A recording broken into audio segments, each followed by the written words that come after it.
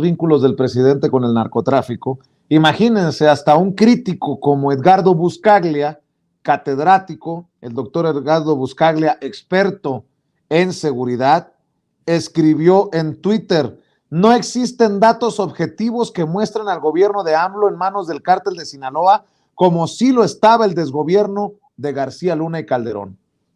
Ahí se las dejo de tarea. Bueno, déjeme regresar con Kurt Harvard para poner otro tema sobre la mesa en esta mesa de diálogo. El presidente Andrés Manuel López Obrador anuncia que no va a la Cumbre de las Américas, Kurt. Una Cumbre de las Américas que creo que va a fracasar. Y dice el presidente: a mí no me vayan a culpar, no me culpen del fracaso de la Cumbre de las Américas. Cúlpenle a los políticos que han estado presionando a Joe Biden para que se excluya a naciones, a países de esta cumbre. Después anuncia también en la mañanera que va a ir en julio a la Casa Blanca, lo confirma la Casa Blanca. Dame tu opinión acerca de esta postura, desde mi perspectiva, de mucha dignidad del presidente Andrés Manuel López Obrador, que vuelve a levantarse, no ante el imperio, sino como un líder regional, un líder del Río Bravo, del Río Grande, para abajo. ¿O cómo lo ves tú, Kurt? Sí, es interesante, Vicente. Estos como 20 minutos hoy en la mañanera, cuando trató ese tema de la cumbre, fueron para mí, pues, uno de los 20 minutos más, pues, eléctricos, por decirlo así, de todas estas horas de mañaneras a lo largo de estos 4 años, ¿no? Cuando el periodista del medio japonés hizo esta pregunta, creo que no, no sabía lo que le deparaba en cuanto a respuesta, ¿no? Ahí en esos 20 minutos, ¿no? El presidente primero da una lección de política a Joe Biden, diciéndole que pues un abrazo a Joe Biden, pero en la política hay que tomar posturas. Y la indecisión cobra su factura, que es exactamente lo que ha pasado con Biden en todo este asunto de la cumbre, ¿no? Dicen que no iban a invitar a ciertos países, luego que no habían girado las invitaciones, luego que no las iban a invitar, luego otra vez invitaciones, y llegamos hasta los últimos días con la indecisión, una falta de agenda, todo eso, ¿no? Primero, ¿no? AMLO está ahí básicamente dándole la cátedra política a Biden, ¿no?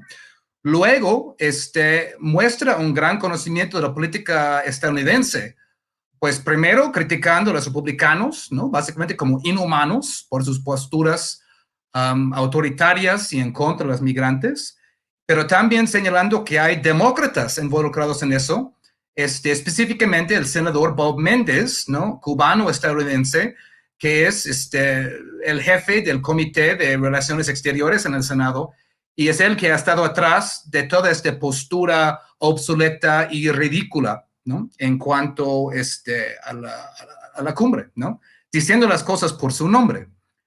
Y no solo eso, en cuanto al bloqueo contra Cuba, fue muy claro en decir que Estados Unidos está intentando manejar el argumento de los derechos humanos con tal de excluir a países, pero el embargo es la violación más grande de los derechos humanos. Incluso lo calificó como genocida, ¿no?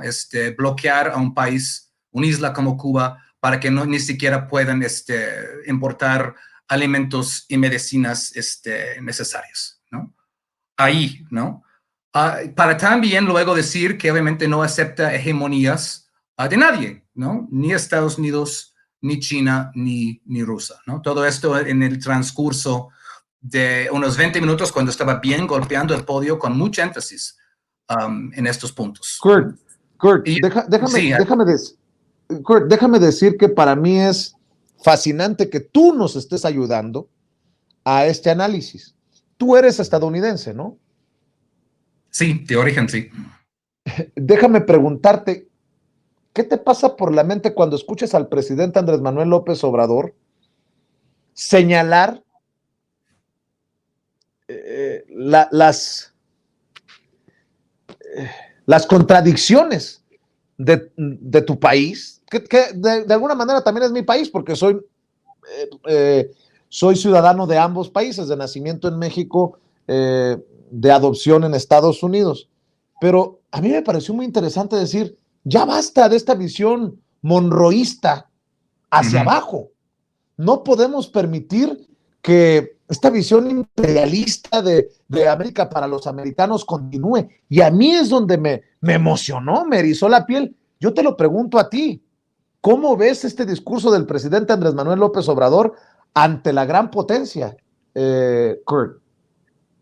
A mí me emocionó también, francamente, aunque yo haya nacido en Estados Unidos, yo soy un crítico feroz de sus políticas imperialistas ahí, y absolutamente sin sentido, ¿no? Es decir, son políticas absolutamente sin sentido. Es decir, Estados Unidos intenta desde hace 60 años aplastar a Cuba, pero tiene grandes relaciones con China, que también califican de dictadura, y incluso Biden está planeando hacer un viaje a Arabia Saudita, ¿no?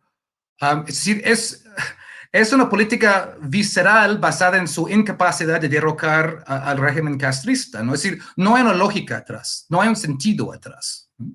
Y eso lo vemos vez tras vez tras vez en la política estadounidense, una política autoritaria, paternalista, agresiva, visceral, ¿no? Sin reflexión, sin pensar, desactualizada. Y es muy importante, ¿no?, que el presidente de México y de otros países pongan hasta aquí con eso. ¿Tú recuerdas a algún presidente de, digamos, Salinas o de la Madrid o López Portillo para acá? ¿Tú recuerdas, no sé, los últimos 20, 30 años, un presidente con esa dignidad y con esa autoridad moral para hablarle así, de tú a los Estados Unidos? No, ninguno en la época neoliberal. El único caso que puedo mencionar sería, y jamás digo cosas buenas de Fox, es cuando el gobierno de Fox se opuso a la guerra en Irak en 2003, que creo que fue una de las pocas buenas cosas que hizo el gobierno de Fox. Pero bueno, 95% de la población mexicana estaba en contra de esta guerra, y no creo que haya podido ser de otra, ¿no? Pero pues pocos casos así. Aparte de eso, en esta generación ha sido un gobierno tras otro muy entreguista y muy servil. Y vemos lo que pasa con el gobierno servil. Es decir, uno cree, tal vez desde el lado neoliberal, es decir, de esos gobiernos, si trato bien a Estados Unidos, me van a tratar bien a mí. ¡No! Estados Unidos es un enorme bully. Si tú te dejas, ellos aprovechan. Y es lo que hicieron con el Plan Mérida, inundar el país con agentes de la DEA, la FBI y todo eso. Si tú les das 1 centímetro, ellos toman 1 kilómetro, ¿no? Entonces, esta política de, por favor, si solo soy más buena onda con ellos, me van a finalmente respetar, no funciona con ellos. Esto hay que entenderlo bien claro. Muy bien. Me emociona mucho que para la audiencia podamos contar en esta mesa de diálogo con Kurt Harbaugh. Yo también te escucho, José Alfredo Gutiérrez Falcón, tu opinión sobre esto que estamos viendo. Para mí es histórico también. Sí, y bueno, volteando a otra latitud, tengamos en cuenta que Andrés Manuel López Obrador todo este planteamiento lo está haciendo inspirado en la posible integración económica de toda América. Entonces, volteando hacia Europa, ya que Kurt lo abordó el tema estadounidense de una manera magnífica, quiero comentarles que cuando el presidente Andrés Manuel López Obrador anuncia que no va a la cumbre, de inmediato me llegó el recuerdo del estadista Charles de Gaulle cuando se levanta de la mesa del Consejo Europeo y se le llamó la crisis de la silla vacía. Esta crisis, esta ausencia de Charles de Gaulle de esa mesa del Consejo Europeo, pues trajo consecuencias muy positivas que de haber estado ahí no hubieran sucedido. Entonces yo creo que estamos ante un estadista enorme. Afortunadamente yo creo que uno de los más brillantes, si no es que el más brillante en este preciso momento en el mundo, que es Andrés Manuel López Obrador. Y pues bueno, siguiendo con ese ejemplo, Charles de Gaulle tenía una excelente amistad con Konrad Adenauer, que era el canciller alemán en aquel entonces, y fíjense que después de haber estado, en la Segunda Guerra Mundial, bombardeándose Alemania y Francia, pues de Gaulle propone empezar a restablecer la amistad con Alemania, y Adenauer, que también otro gran estadista, pues empiezan a hacer este cambio, esta amistad entre dos países que en la Segunda Guerra Mundial y en la Primera se habían confrontado, y después nace una alianza estratégica súper importante para la Unión Europea. ¿Por qué? Porque de este tratado, Adenauer y de Gaulle firman un tratado que se llama el Tratado de Liceo, y ese tratado ha servido muchísimo para la cristalización, para concretar el proyecto de la Unión Europea, porque pues bueno, si se pudieron poner de acuerdo y se pudieron estrechar las manos, incluso de Gaulle le da 2 besos en cada mejilla a Adenauer, y Adenauer, con la frialdad de los alemanes, no supo qué hacer, y en la firma le da 2 besos. Entonces así se cristaliza la unión de la Unión Europea. Entonces creo yo que hay una semejanza entre Andrés Manuel López Obrador y Joe Biden, que en realidad creo que Biden sí quiere esta unión de América Latina.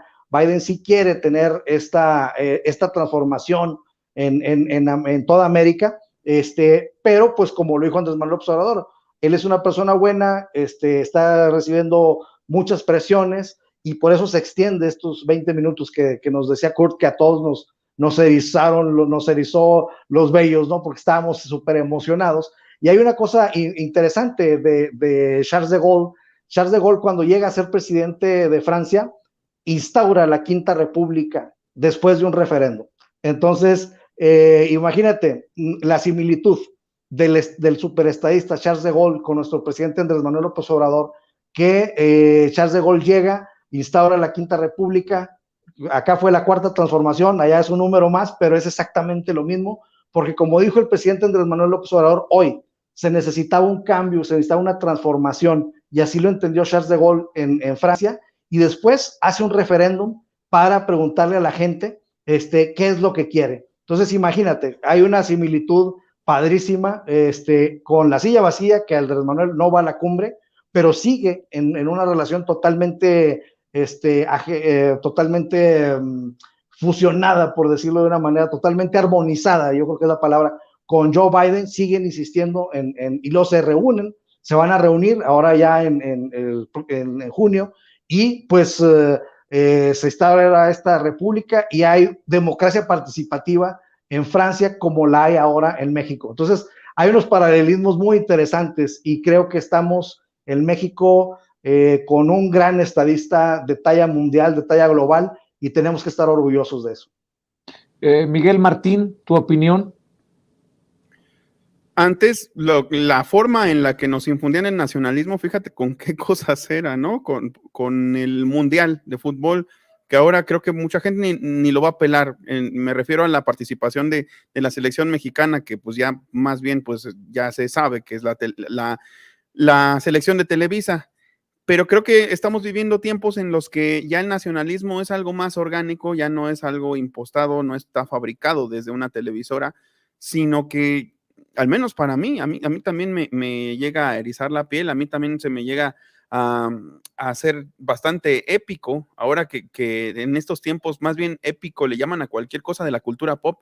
Yo creo que más bien para épico pues es el presidente diciendo que no acepta hegemonías, es el presidente diciendo que va a tratar de reunirse con Joe Biden para seguir insistiendo sobre lo del bloqueo. O sea, aparte, esto era no solo era una especie de tabú, que nadie se atreve, los presidentes de México no hablaban del bloqueo, nadie hablaba del bloqueo, sino que el presidente está tomando parte activa, y hay que imaginarnos, si es épico lo que vimos hoy en la mañanera, qué tan épico sería que el presidente lograra, a lo mejor no por sí mismo, pero sí que fuera muy influyente en la resolución benéfica, en la resolución, digamos, a favor del pueblo cubano, de este bloqueo, que finalmente se levantara. Yo creo que eso sería genial, sería épico.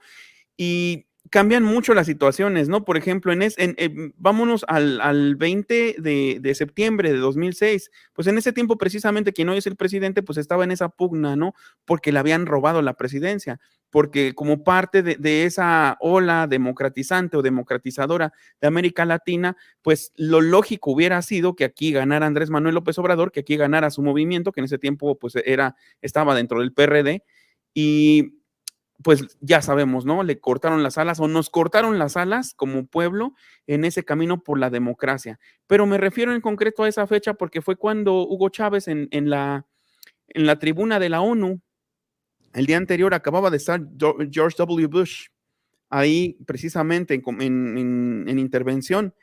Y él, me acuerdo que todo el mundo lo tiene muy presente, ¿no? Porque pues fue un hito histórico de cierta forma. Dijo que por esa tribuna había pasado el diablo y se santiguó, ¿no? Y aquí en los medios mexicanos lo pintaron como un payaso, ¿no? Como que era una tontería, como que era un exabrupto, como que, ay, este Hugo Chávez, qué bárbaro, qué tonto. Pero pues realmente creo que estamos viviendo algo a la altura, ¿no? Cuando de veras se aprieta todo un presidente, de veras echa los hombros al pueblo, de veras se envuelve en la bandera y no de una manera chauvinista como la oposición, sino de una manera genuina para mostrarnos lo que es realmente plantarle cara al imperio. ¿Por qué no? Que el presidente no está usando estas categorías, es bien interesante, porque se desmarca de al menos usar el mismo léxico, por ejemplo, que algunos de sus homólogos de la lucha de izquierda, ¿no? No habla tan frontal en ese sentido como, por ejemplo, hablaba Hugo Chávez precisamente, como, por ejemplo, hablaba Fidel Castro. Sin embargo, sí es contundente y, sin embargo, sí se pone a hablar de las cosas que son sangrantes y que hacen daño ya a la región, al bloque, y si me apuran, pues a la humanidad, que es esta parte del bloqueo. Entonces, claro, pues lo dicho, para epicidad, lo que vimos hoy en la mañanera, y no la selección mexicana y no las películas de Marvel. Creo que hay de epicidades a epicidades. Para cerrar, nada más para confirmar, veía que publicó